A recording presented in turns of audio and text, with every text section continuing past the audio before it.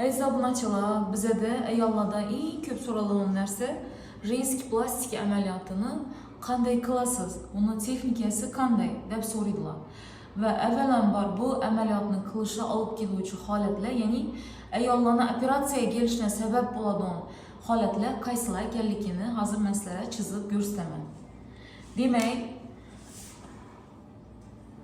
jenskiy a'zolarimizni tasavvur qiladigan bo'lsak, bu qinimiz. Jenskiy ayollarda qin deb aytiladi, qin hisoblanadi. Uni bevosita orqa tarafida do'g'richak joylashadi. Do'g'richak. Mana do'g'richakni chiqish qismi va jenskiy a'zolarimizni dahliz girish qismi.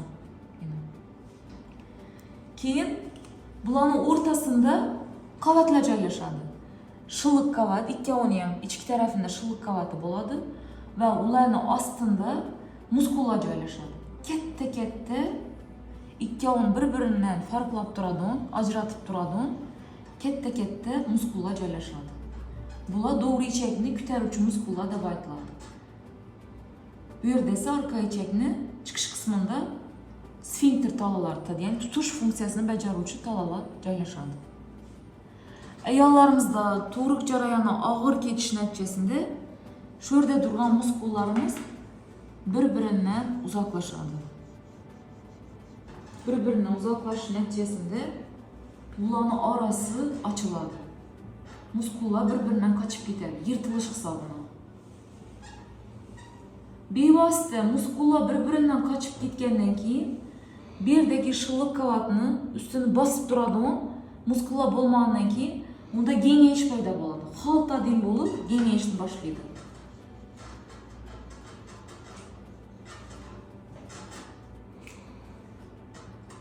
Kengayib, xaltasimon kengayma hosil qiladi. Shu sababli ayollarimiz aytadi, ichim kelgan vaqtimda, ichim qotgan vaqtimda axlat keladi, lekin to'g'ridan-to'g'ri orqa ichakka yo'nalmasdan shu yerda xaltasimon chuqurchada yengoladi dedi. Xaltasimon joyda yengolib, shu yerda axlat durib qoladi dedi.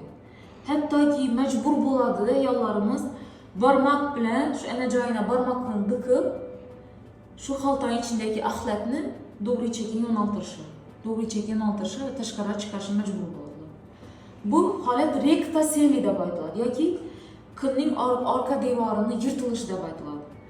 O'z navbatida kuchanish, ich qotishi, og'ir ko'tarishi, tug'ruqni og'ir kechish jarayonlari siydik qopqondan tushishiga sabab bo'ladi.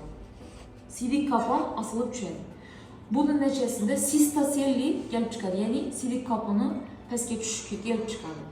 Va ayolda birdaniga siydik qopqon tushishi va yo'g'on ichakning chiqish qismi bo'lgan do'g'richakning oldingi devorini kengayib ketishini, ich kelishini qiyinligi, siydik ushlab bilmaslik holati, keyin jinsiy qiyiqlik qilgan vaqtida har xil tovushlarning chiqishi va eng yomoni ayollarimizni eng ko'p bezovta qiladigan narsa jenskiy a'zolarda tez bo'lib turadigan yallig'lanish kasalliklari.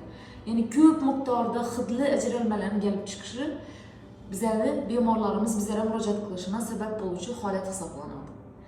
Endi shunday holat bo'ldi. Biz operatsiyani nishatib qilamiz. Hozir chizib ko'rsataman. Biz operatsiyani qanday texnika bilan qilamiz? Birinchi navbatda oldingi kolparafiya, ya'ni qinni oldingi devor plastikasi qilinadi. Buning uchun shilliq qavatni gidropreparovka deb aytiladi, ya'ni ichine adrenalin qo'shilgan natriy xlor yordamida shilliq qavatni muskul qavatdan ajratib olamiz va uni ortiqcha qismini kesib olib tashlaymiz. Va kesib olingandan keyin sho'ra chaklar qo'yiladi. Tagidan keset chak qo'yiladi. Aylana shaklda ustidan esa uzluksiz chaklar qo'yiladi. Va operatsiyadan keyin oldingi kolparafiya amaliyotidan keyingi ko'rinishi oldingi devorini siydik pufagi butunlay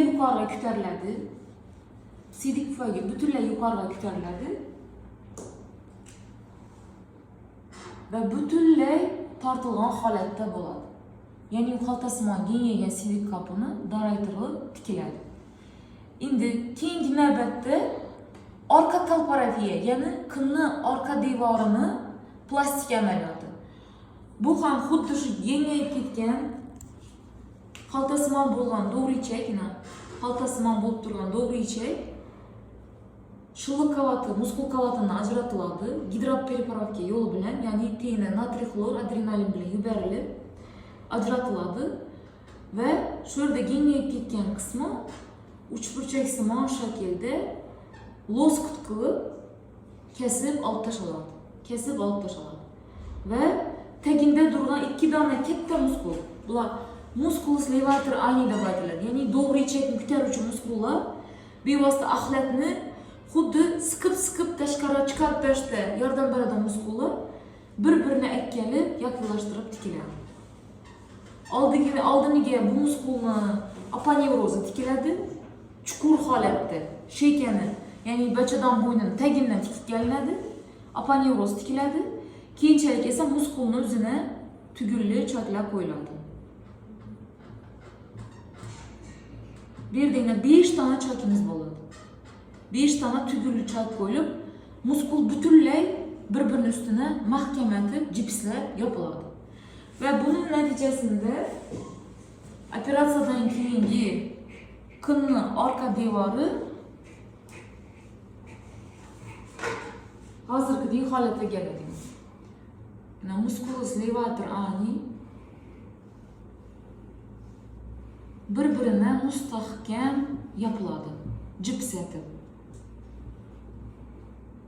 5 dona chok yordamida bir-birini mustahkam tikiladi. Va qinni orqa devori uzluksiz choklar yordamida tikib, chiroyli qilib, shilliq qavat yopiladi. Azizlar, qaranglar.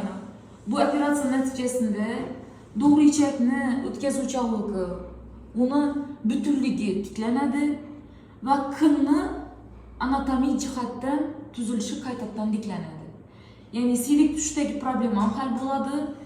Axlatni qinni orqa devorida kelib yig'ilib qolishindagi muammo hal bo'ladi va anatomik jihatdan to'liq do'g'richak va qinni tuzilishi qayta tiklanadi. Ayollarimizda siydik tushdagi muammolar yo'qoladi, ichkarishdagi muammolar yo'qoladi. Eng asosiysi jinsiy tarafdagi shamollashlar yo'qoladi. Sababi oldingidek qiz vaqtindagi qin yo'llari torayib, yopilib, chiroyli bo'lib turadi va har xil shamollashlardan saqlanadi. Va o'zining jinsiy hayoti ham normaga tushadi. Ko'ngli to'ladi hamma narsadan. Rahmat katta e'tiborlaringiz uchun.